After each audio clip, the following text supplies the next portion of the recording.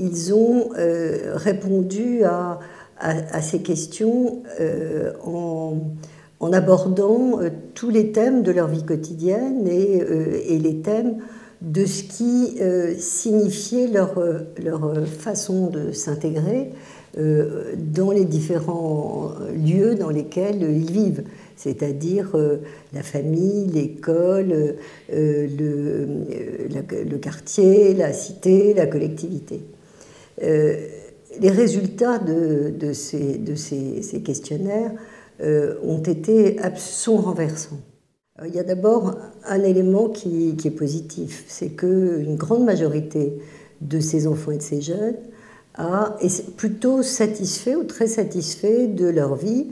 En revanche, et c'est le point principal de l'étude et des résultats de l'étude, c'est qu'un cinquième des enfants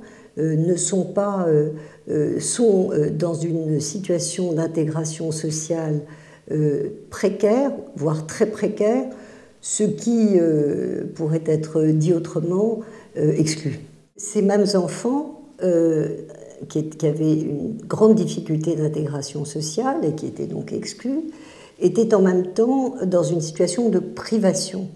Et c'est une autre facette, une autre façon d'explorer la pauvreté et la précarité.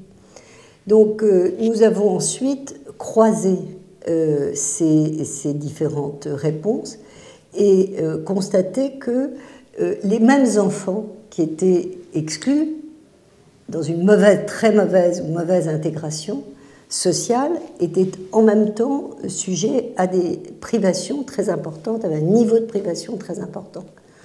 Ce qui signifie que notre société, qui est une société un pays riche de CDE, ne réussit pas ce qu'il est censé faire pour protéger les jeunes.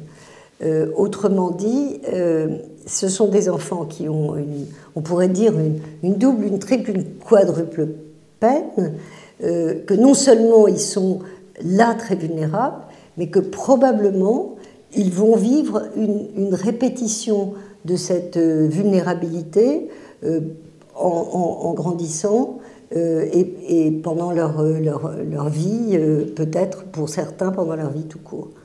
Autrement dit, ça veut dire que la République a failli et que là où elle aurait dû protéger tous ces enfants et tous ces jeunes et où elle aurait dû protéger l'égalité, a failli depuis des années et ça va en croissant.